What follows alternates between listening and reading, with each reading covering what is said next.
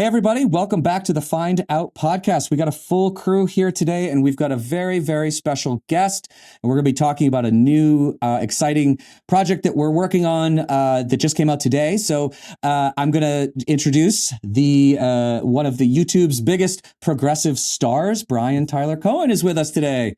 Brian, it's great to have you here. Tim, thanks for having me. Thank you guys for having me. I appreciate it.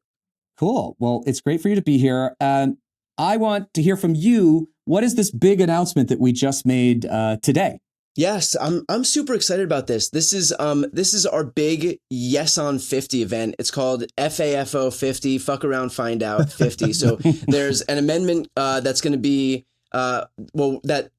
So there's a referendum that's going to be on the California ballot, and that's going to be there on November 4th. I think it's going to be the only thing on the ballot as far as I'm concerned. And it's our effort to temporarily amend the California Constitution to disband or put aside the Independent Redistricting Commission. This is our answer to push back against what Republicans in Texas are doing by redrawing their maps mid-cycle because Donald Trump felt entitled to 5 seats. And so I think this is the first time I've ever seen a Democratic governor or a Democratic state actually fight back with something other than a strongly worded letter. Mm-hmm. And so, look, Republicans wanted 5 seats in Texas. California's like, great, we got 5 seats in California. And there are, of course, other states that are looking to, heed Trump's call. But hopefully what's happening in California serves as, I guess, a permission structure for these other governors and these other Democratic states to say, hey, Missouri, Indiana, Florida, you guys want to add seats too? Like, this is what it looks like when Democrats don't just sit idly by and allow you to run roughshod over the country. I was watching Fallout, the first season of Fallout last night, and there was a quote in Fallout that was like, I feel like this show was made for me at this exact moment in time, because one of the protagonists said to another guy, she said, hypocrisy is a lot like violence. If we only let the bad guys use it, then we lose. And I started thinking about it in the context of the political environment. Is like, you know what? We've done a lot of things. We've said a lot of things about gerrymandering, and we've been just taking it. It's absolutely mind-numbing, and I know how angry our viewers and our listeners are about it. And so to see us just say, you know what, we found a way to pause our values or pause what we would like to see for the country so that we can win this battle. It's like, thank God. Yeah, I mean, like, look, I don't think it means that you leave your values on the table. I think it just you understand that unilaterally disarming is not going to be the avenue to get you anywhere. Like you can do that. You can say we're never going to gerrymander, even though the other side is, and you can kind of enjoy your moral high ground from the permanent minority all the way to the grave. You can lose the whole time, right? But like that's not going to get you anywhere. Like if you're in politics, if you're interested in politics because you want to see some end come out of it. You care about climate change, you care about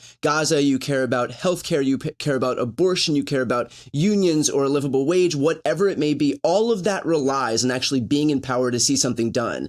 And if figuring out some fucking way to get into power is not at top of mind every day, all day, then really you're just, content to be a person who tweets about stuff angrily on Twitter. And like that might be good enough for some people. It's not good enough for me. What's important to note here, though, is that California is doing an if-then kind of law, right? They're saying if Texas gerrymanders their state to hell, then we will do the same.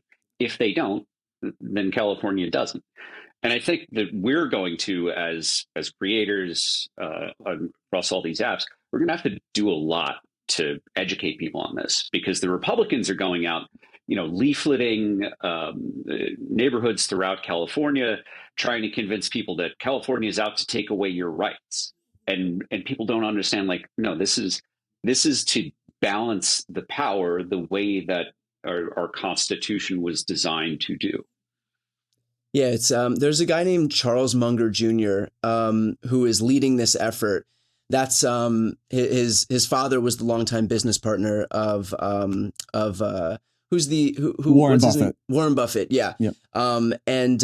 And starting day one of the announcement by Newsom, he started sending these mailers out to everybody in the entire state, exactly to your point, kind of framing it as like a democratic power grab. It's so interesting how all of this, as far as the Republican talking points are concerned, it's like it's happening in a vacuum. It's like Texas doesn't exist. It's like this is their first day being born, and they're like just discovering gerrymandering for the very first time because it's happening in California. So it's good to do it in context. It's good to say this has always been a response to what's happening in Texas, and I think anybody who's not acknowledging that is acting in pretty bad faith. Yeah. Well, and I think that the way California and Governor Newsom are doing it too, it's like you're giving it the people are going to decide. Right. Where in Texas, I think that Governor Abbott got a phone call from Donald Trump and said, "Find me 5 seats," and that's exactly what he did. They didn't ask the people in the state, and from the people I've spoken to, they're quite angry about this power grab. But the other thing I want to make sure I point out is that what we announced today, on top of just the campaign, the Yes on 50 campaign, is that we're actually going to do a big online event next week on next Wednesday, the 10th. It'll be sort of like if you watched any of those calls last year, those affinity groups like White Dudes for Harris, of which I was a part of, and we were all a part of. But it's going to be a little bit different because we're going to have influencers and politicians going. And Brian, I'd just like to hear you talk a little bit about what that's going to look like and how people can get involved. Yeah, so it's going to be an hours long video stream. We're going to have a ton of guests. I'm not sure if we've announced who the guests are. I'm going to hold my I'm going to keep my powder dry on that one, but Newsom will be there. I think we can say with some certainty here. Newsom's going to be there. We'll have elected officials, we'll have some celebrities, we'll have lots of influencers and content creators, and this is just our effort to try and get this into the zeitgeist as much as we can so that people know what's happening. Again, this is an off-year referendum. Like, this is the kind of stuff that's really difficult to get through to people, especially people who value their mental health and don't pay attention to politics on a daily basis. So it's our effort to get this in front of as many people as possible and also raise as much money as we can. I'd mentioned before that Charles Munger Jr. is already starting this campaign. This guy is worth more than God. And so already has begun this campaign where he's sending leaflets and mailers to every single voter in California. We don't have these mega billionaires by the hundreds or by the thousands like they do on the Republican side. This stuff is money is pouring into California from every corner of the country because Republicans know that if they can defeat this thing in California, then they're good. Like, this is the weapon to neutralize the power grab by the Democrats. And so if they can beat this in California, then it doesn't really matter if Wes Moore is able to eke out one more seat in Maryland. It doesn't really matter if J.B. Pritzker is able to eke out one more seat in Illinois, because this is really where it matters most. This is where we're going to be able to neutralize what the Republicans are doing. So they've got their billionaires in South Dakota and Florida and Texas and Missouri and wherever it may be, all pouring their money into this state. And so we have to push back. It costs money to make sure that we can get on the airwaves. It costs money to make sure that we can build up these campaigns to make sure people know what's on the ballot on November 4th. And so, while the political class, while the commentator class is obviously aware of what's happening, most people aren't. And so this is going to be our effort, in our little corner of the ecosystem to try and get this thing in front of as many people as we can. How does the public polling look at this point? That's like, what baseline are we starting from? I'm sure a huge percentage of it is, I don't know, but I would hope that we have at least a subtle advantage jumping in since it's California. But do we have any reliable public polling on this right now? We do. We have. I believe the first poll came out a few days ago, and obviously the Democrats and Newsom have a slight edge. But we also haven't ever contended with anything like this, so we don't know. We don't really have a good sense of how people are gonna go on this. There's also the usual uncertainty about polling. I know I'm staring at you in full Ann Seltzer here, so so there's that. There's always that caveat. Yep. And also, we haven't yet contended with the financial onslaught by Republicans. I mean, there's going to be hundreds of millions of dollars poured into this state with very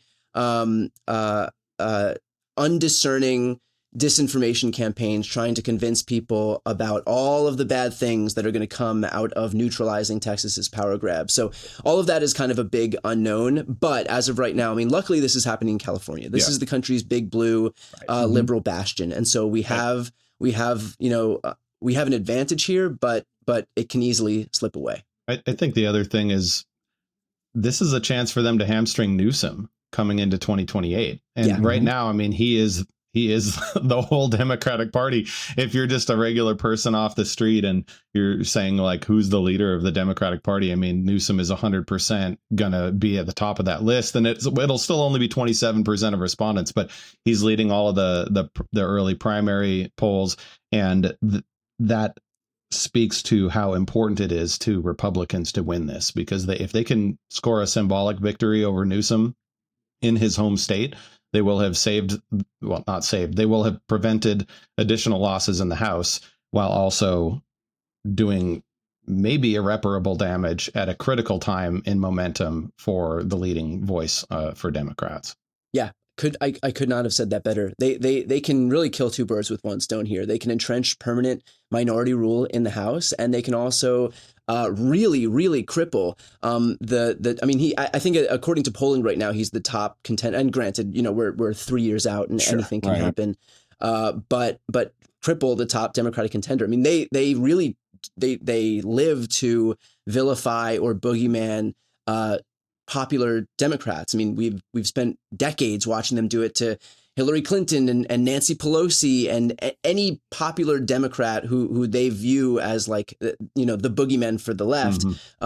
They've, are able to kind of pin all of the, I guess, worst aspects of the party onto them as far as their Republican base is concerned. Newsom is the next iteration of that. And so, yeah, if they can cripple him now while also preserving their advantage in the House, man, why wouldn't they?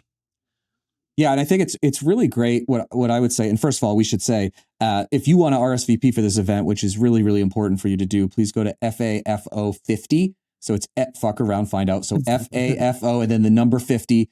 We're .com, right? Or are we .org? I think we're .com. So FAFO50.com. We'll also put it in the show notes and everything. But I think one thing, Brian, I want to get your perspective on this too. What I really like about this redistricting thing is how Democrats seem to be coming together and finally fighting back. I mean, Newsom obviously took the first salvo, and I think did a really great job of saying like, I'm going to give this to the voters, but we're not going to just sit idly by. But I think we're seeing action from other Democrats as well, and I'm assuming you're seeing similar things as well. Yeah, so I've spoken. I think I've spoken with almost every governor. There are still a few Democratic governors who are skirting my emails because clearly they don't want to talk about redistricting. But I've spoken to Pritzker. I've spoken to Wes Moore. I've spoken to Kathy Hochul, Mikey Sherrill, and Abigail Spanberger, both of whom are running for governor of New Jersey and Virginia. And I've spoken with Jared Polis. Kotek and Ferguson in Oregon and Washington refused to answer my email, so I'm just going to keep hammering away at that. Yeah. But look, I can say that Wes Moore and JB Pritzker very clearly understand the urgency of the moment that we're in right now. We haven't yet had an announcement about any map redraws from their perspective, but I'm hoping that we get that soon. Kathy Hochul, another one who's saying the right things at this point, but now we got to see some action. So it's going to take 2 legislative cycles. Where the state legislature votes for this and then eventually gets this thing out. So maybe we could see it in the aftermath of 2020. For 2028, there are a couple of governors who are not interested. Jared Polis, who by the way is term limited, so it's okay, out of Colorado. Hopefully the next governor will have a more forward leaning posture. So we'll see. I mean, we've got some people who get it, some people who don't. I think the point about Newsom is an important one, because all of these governors, like, all these politicians are self-interested, right? They largely they're risk averse as well. And so if they see that A, Newsom is getting a big polling bump, but B, that Newsom is actually going to win this thing at the end of the day, I think that will be much more helpful in terms of giving them the kick in the ass that's necessary to actually go from words to action. I think something that's really important to call out in this debate, as we look at like the limited number of states where we can compete with redistricting. it's the importance of local politics and down ballot elections, because I think, Brian, I know you've spoken about the over reliance on cable news across the left, like CNN and MSNBC are going to save us from misinformation or something. And I see it across everything, where we want Obama to save us, we want Kamala to save us, we want Biden to save us, we want Beyonce's endorsement or Oprah's endorsement to save us. All of those things are great.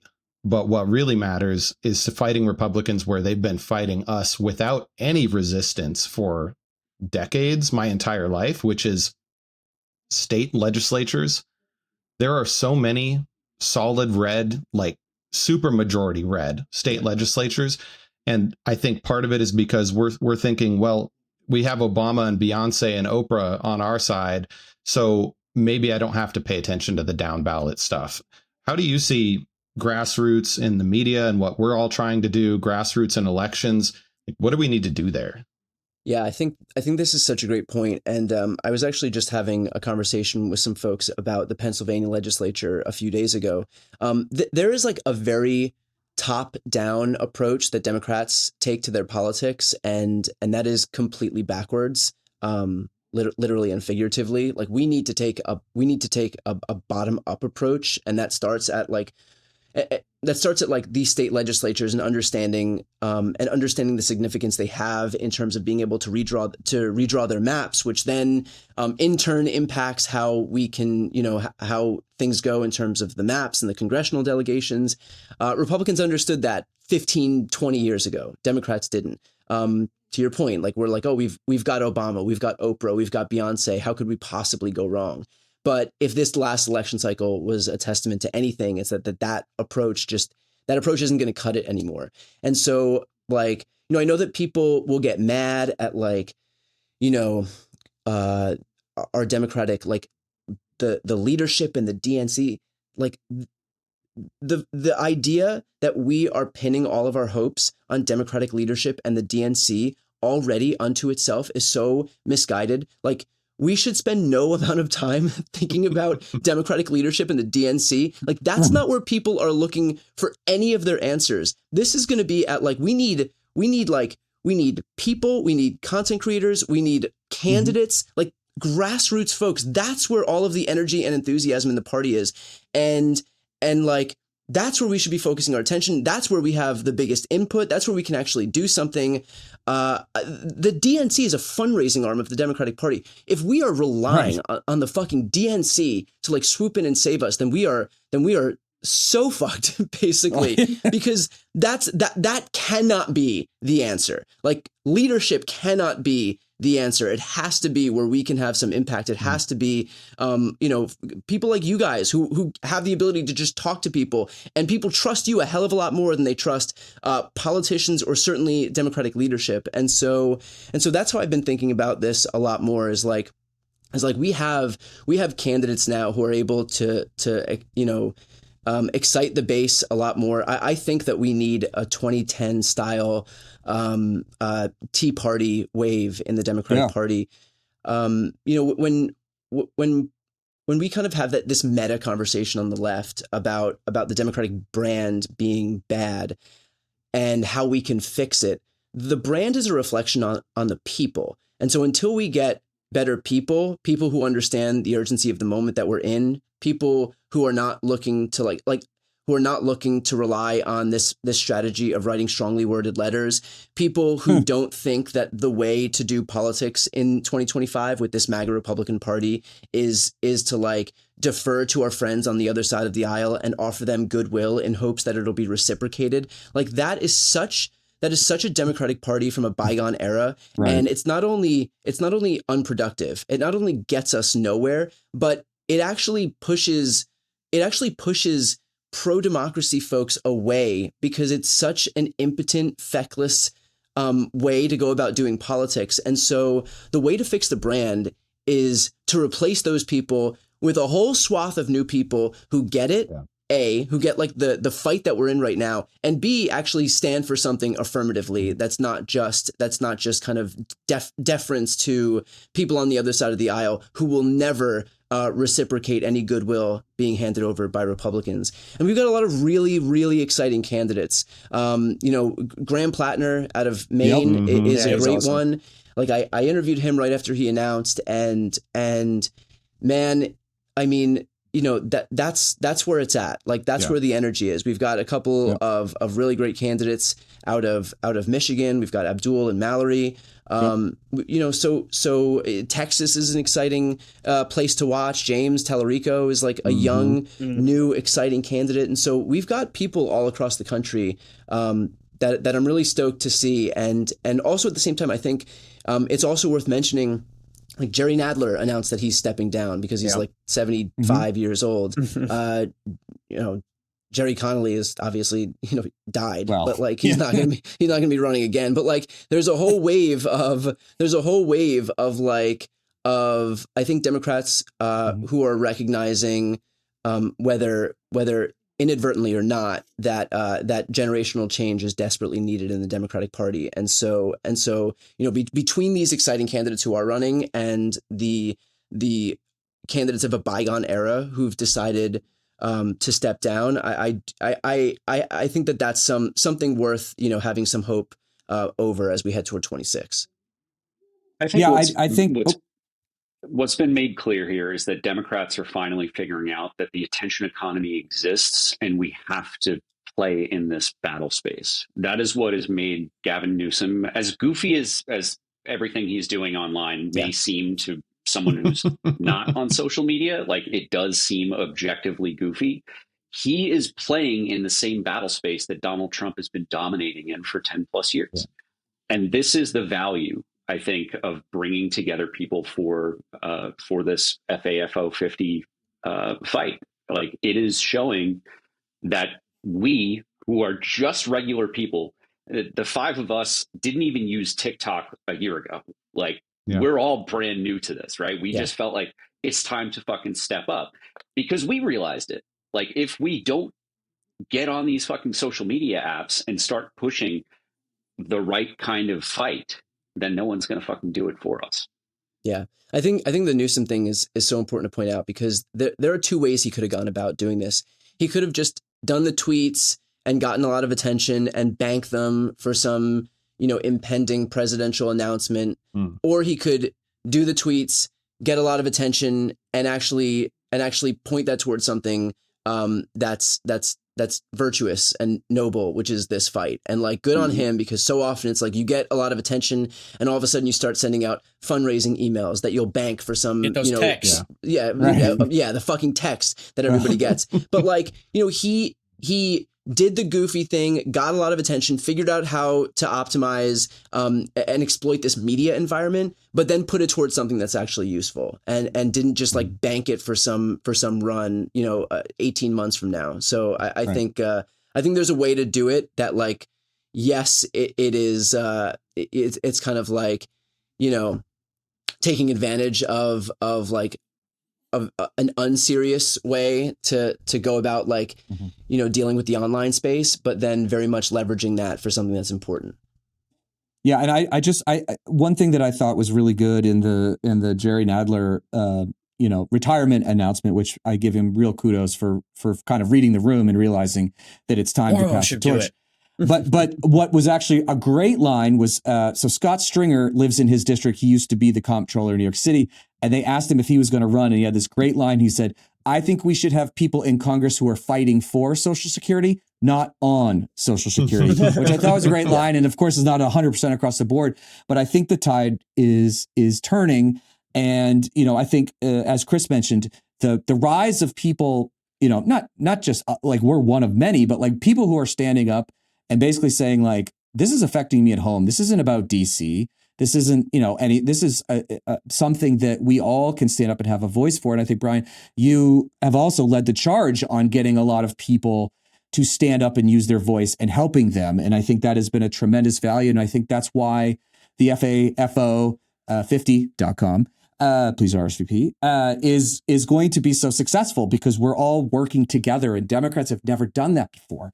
And I think that people are realizing it. And it's a lot of work that you've done, both in the long term, but also this year as well. And I think that it is going to pay dividends. And I think we are going to win this ballot initiative if we get enough people, we raise enough money, we raise enough hell. And that's going to be such a great momentum push for us going into 2026 when it's time to take back the House and the Senate. Yeah, I mean, I appreciate that. I appreciate you saying that. The beauty of this moment right now is that there's not that much going on. Like when we get close to an election, there's going to be a million things going on. And so, success relies on the stakes are so much higher in terms of in terms of being able to win. And this moment right here, where we head toward November of 2025, there are races in Virginia and New Jersey. Both of them are polling really well right now. But then there's this California referendum. And so we have the advantage right now, like this rare opportunity where not a lot is going on. We can focus a lot of our effort on just winning here. And so much relies on this. Like, I don't even know how to convey. If we're able to win in California, not only do we neutralize not just Texas, because we're also shoring up a bunch of seats that are really, really tight Democratic pickup opportunities. So it could be as many as a 9-point flip in California. Mm-hmm. This is the only thing protecting Democrats' ability to win the House in the future. So much relies on this right now. And we have the advantage of only having to really focus on this. Like, we don't have to look at 33 Senate seats in this cycle. We don't have to look at hundreds and hundreds and hundreds of House races this cycle. We don't have to worry about Trump blocking the certification because he's running for a third term. Like, we can worry about, and I'm sure we'll have plenty of opportunity to worry about that as we move forward. But this is an opportunity right now where everybody can give all of their energy to this. So if anybody watching, anybody listening right now, if you're not signed up for FAFO 50, go to FAFO50.com. It's going to be on September 10th. The more people we can get involved, the better it'll be. Please RSVP, please show up, please share it on your own socials. This is going to be a really big deal. And like I said, everything relies on us being able to, or everything hinges on us being able to win here in California. So this is our effort to try and get some attention on this thing, raise some money, so that the rest of the folks in California who may not be as plugged in as everybody watching and listening right now, so that those folks can get a better understanding of what's going on. Great. Well, Brian, we've kept you longer than we promised, so thank you very much. And also just thank you for all of the work that you're doing for democracy, for the country, and really for the world. I mean, it sounds a little flippant, but it's true. Like, we are in a tough spot right now, and, we're seeing the people standing up to be held accountable and fight back, and you are at the top of the list. So we want to thank you for all of that. We are honored to be part of FAFO 50 as well. We'll be there. All right, we're back. Brian is such a great dude. I'm so happy to have gotten to know him a little bit over the last few months. And if there is somebody that cares more about this country than Brian, I don't know them. Not even gonna lie, I was like a lot of bit starstruck. I started like learning on politics watching his fucking videos. Oh, really? Yeah. Awesome. That's So awesome. he was your entry into politics. Some of it, yeah. Like especially like learning about them was him. I mean, That's awesome. it just shows like Brian he was really one of the first political YouTube stars. I mean, he's got like 5 million subscribers on YouTube and like 10 million across platforms. And it's funny, like, and we know this world a little bit, like a lot of times when people get super, super big, their heads also get super, super big. And he's the opposite of that. And, after you guys didn't hear it, but after we got off, he was just very like appreciative of us coming on and like all of this. So, it's great that we're seeing in this time of complete shit that there are people rising and standing up, and it's outside of DC. And I think that's a really powerful thing. And I think that we are on the cusp of really turning the page on this horrible Trump administration and really putting them back on their heels. Yeah, I think something that started to come into my head as we were chatting with Brian was the idea of reluctant leadership and the reluctant leader. We have had 2-3 generations of very willing leaders. And I mean, Republican leaders, Democratic leaders, the people who are in Congress who are collecting Social Security while governing Social Security, as we were joking about.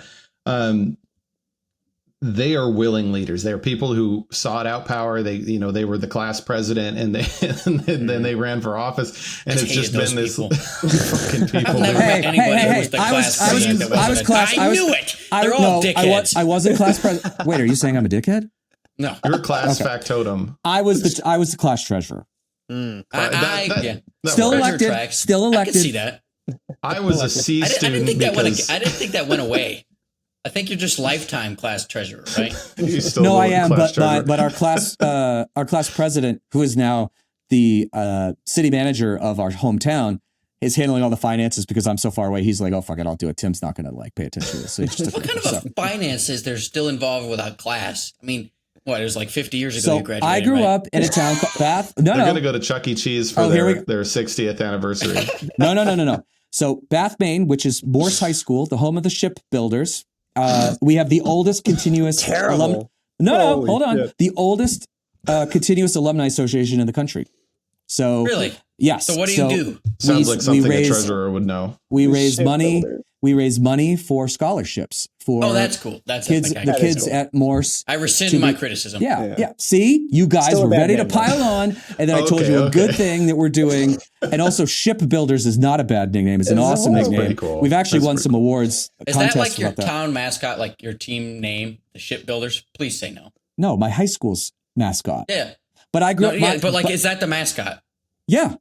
What is it? It's just like a guy with a hammer and a nail? What is it? Now we're going to educate everybody about me. They built wooden ships when Tim was in college. High school. No. Yeah. We build, Bath Iron Works is the largest employer in Maine, private employer in Maine, and they build Aegis class destroyers for the Navy. And that's way cooler. And we have built ships for 200 years. So you all could shut the fuck up about Bath, Maine. If you ever come at us, I will bring. I will also bring my friends outside of New England know like the role of New England in World War II. Like I just learned when I went to Rhode Island last month that like they're the submarine capital of the fucking world. Really? Like, Kittery. Yeah. Mm-hmm. Oh yeah. And they like sunk a Nazi submarine. Yeah. Like a mile offshore.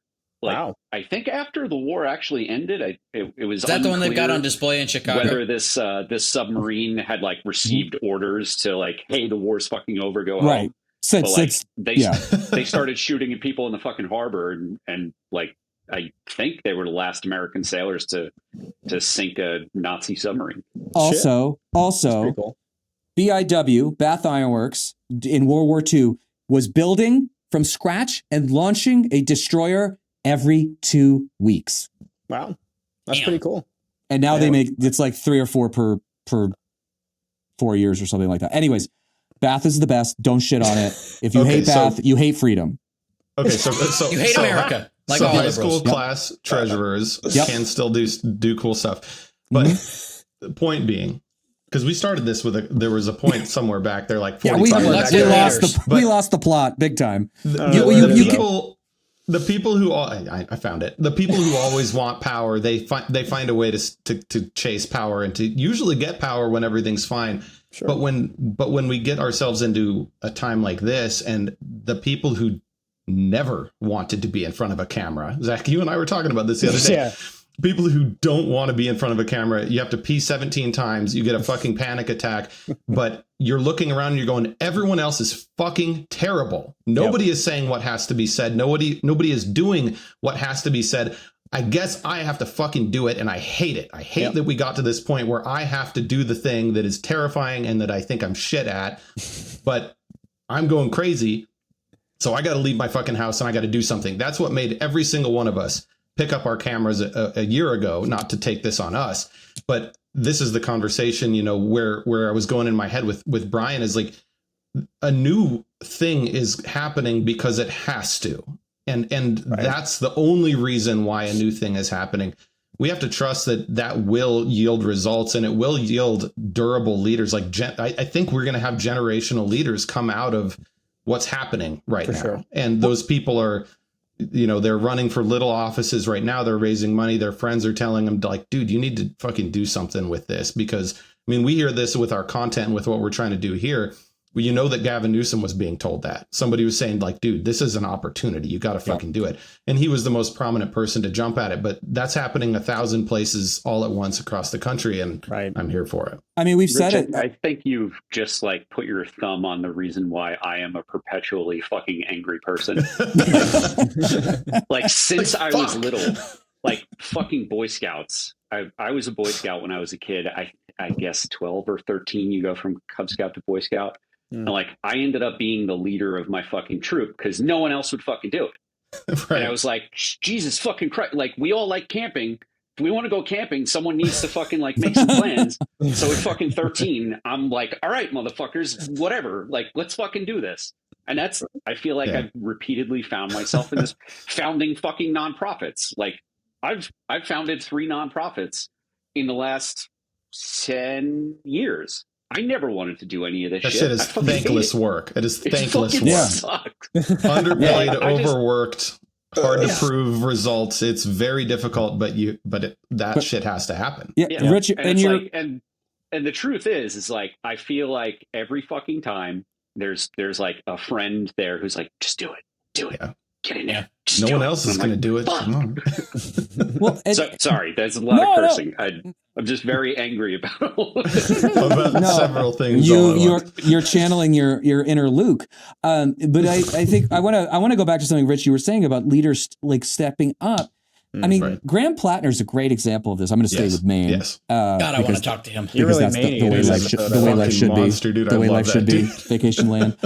So Graham Plattner and Bernie Sanders did a rally in Bangor, which is where Stephen King lives, kind of up in the north of Maine.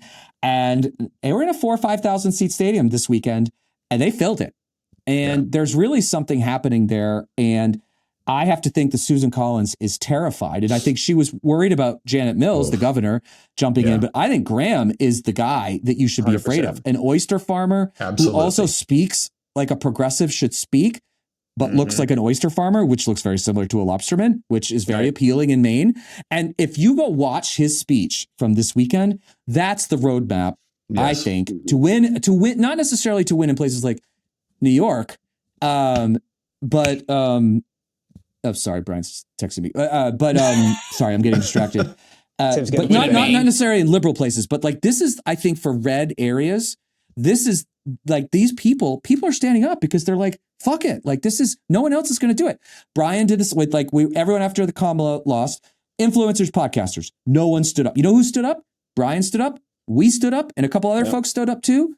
But like it didn't come from the inside, it came from the outside. And I think 100%. That's way more powerful 100%. As well. I'm with you there. I think like this, we're seeing one of the actual rare benefits of social media is like you go back and look at like Obama, right? The only reason he became big was because he had a platform to get up on a stage and give an incredible speech, and all of a sudden people knew his name.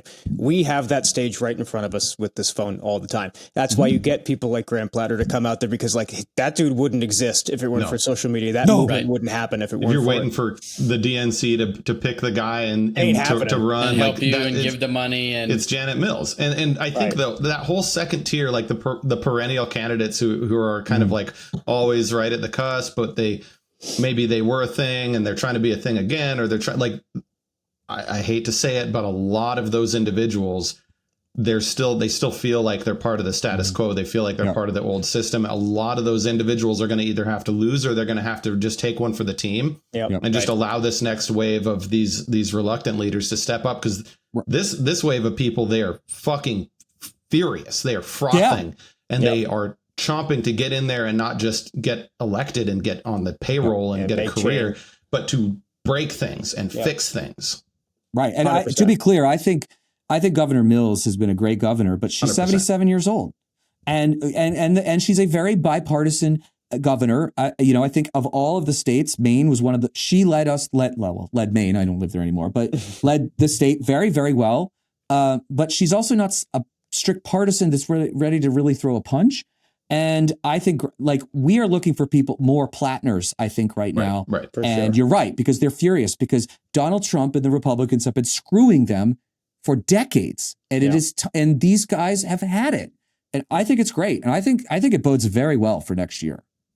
Unquestionably. And I do think it's like the tail end of that is important, where it's like, it's not only that they want to get elected, it's that they're going to do something with that power. And I think that's the critical difference in how people are looking at these candidates now. It's like, all right, you all can say the same shit, but I trust you more than you because you have a mission. You're not just coming out to fucking get elected and go, that was fun. Let me just sit around for 2 years and do jack shit. You're coming out there like, day one, I'm going to attack everything I want to attack. That's why people like him are resonant. And I think like you see that everywhere. It's like Mamdani's another example of that. Like you see every single chance you see a person who's like, I'm going to use my power to do different things that you want to have done. That's the key.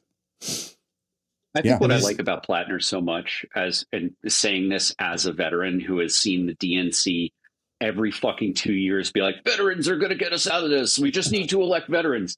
Grant Plattner is a veteran, but everyone knows him for the oyster farmer shit. Right.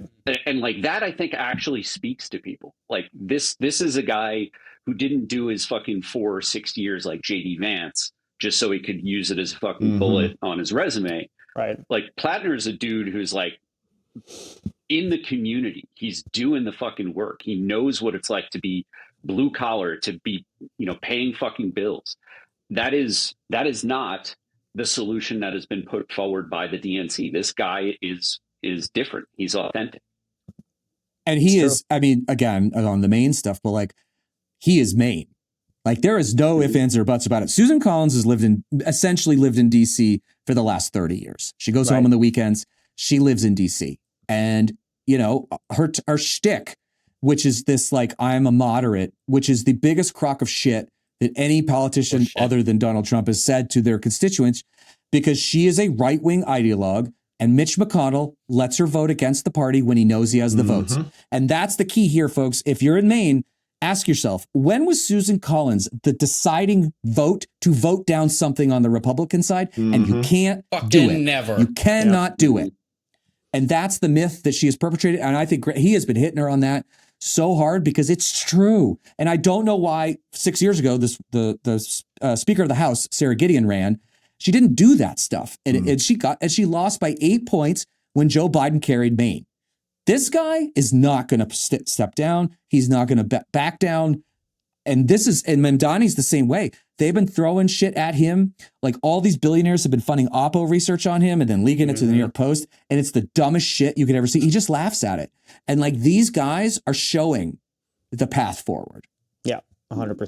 They're scared of him. I mean, that's the bottom line. They're scared of because it's going to change the structure of the entire system if they start winning en masse. Like, it's one thing for a couple of them to win here and there. It's like, yeah, whatever. I can just ignore this because at least the most of the infrastructure we like is still there. But now it's like, oh, okay, this is happening all over the place. Uh-oh. And then I'm in trouble. They don't like that. I'm in danger. Yep. I very much see the Tea Party wave, but the opposite. And I mean the opposite in every sense, because the Tea Party did come from a genuine energy. It was unfounded and ridiculous, but it was a genuine energy. They really did believe that they were like, taking their country back or whatever they thought they were doing. Of course, the hilarious thing is that, like, there was no leader of the Tea Party movement. The Tea Party politicians were just like, we're angry, and they all had pitchforks, and then they looked around like, who the fuck is writing legislation? Like, we don't know what we're actually here to do. Right. Whereas I think the Grant Plattners and the Zoran Mamdanis, they know very specifically what they want to do, and they will find a way to either get it done with the system or get it done against the system. And I think that's what is so much more exciting about this, where it's not just momentum for momentum's sake, but it's momentum that I think if we get behind it, because these are smart people, they're intelligent, hardworking, smart people, not just angry people. They will get actual stuff done. They will actually change things. And they haven't been built by the system. They haven't been built and curated carefully by the system. That's why they look and feel and sound different. And as long as we protect that and support them for that, I think it'll generate different results rather than just trying to do the same fucking thing that we always do. 100%. Yeah, I mean, he had a great, I'm going to butcher this line, but Graham had a line in his rally that's been circulating online that was something like, we should be building schools at home and not cutting them, instead of, using our money to bomb schools in Gaza, which is, it's like, imagine a Democrat saying that a year ago or 2 years ago. There's no way. But I think people have had it with, and yes, those, Taylor Lorenz and others, yes, the genocide in Gaza that everybody agrees is happening. Sorry, I got to keep my digs in there on that. Still annoyed by that whole thing. But, and making sure that everybody knows we talk about it. But, I think that the tide is turning on a lot of like establishment sort of things. These are just the way things are, right? And I think people are excited about it. And I guarantee you that Plattner will be the strongest candidate against Susan Collins compared to the others. And there are some other very good candidates in the race, but that's the style. People want authenticity. 100%. And I think that's also why our show does well, because we talk like this offline as well. Like actually Chris talking about the Boy Scout is always yelling at us to hit record because we're like basically doing bits without it being recorded. It's actually crazy. You guys, our audience, has missed so much fucking gold that these guys are just shoveling into a black hole every fucking day, and it drives me fucking insane. Every single fucking time. I'm like, guys, stop. We're here for a show. Please hit record. And then they stand there and stare at the camera. Don't say any of the good shit. I love you guys. We just gotta press record from the jump. We keep the best parts for ourselves. It's our little club. I think Chris, I think you've graduated to I think you've graduated to Scoutmaster with us. I fucking hate you guys. Go do your youth protection training. Well, guys, I think we have come to the end, unless Luke wants to give a. Oh, wait! Before we do that, Luke, do we have anyone that you want to? I have nobody that was sponsored for a Get Fucked today. Okay, You know what? That's fine. You know what we should talk about instead?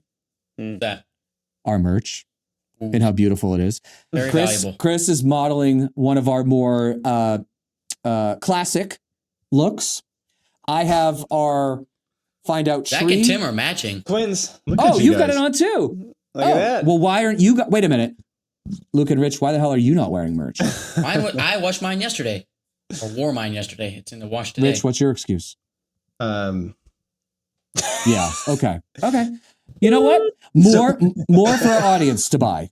More for our audience to buy. So that you guys know, and I'm still learning how to use Shopify. It's kind of a pain in the ass. But the Five Faces team, which has received like some really interesting comments regarding Tim's face, is now the most popular, and therefore we are obligated, as we promised our listeners last week, to also put it on a hoodie.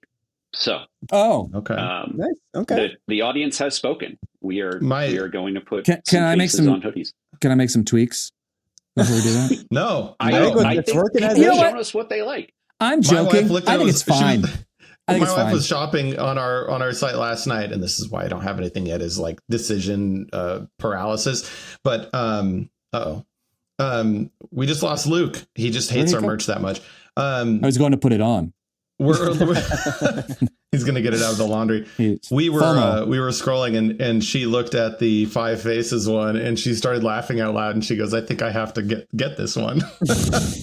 So I think that's what the whole country is experiencing right Everybody now. do it. You know what?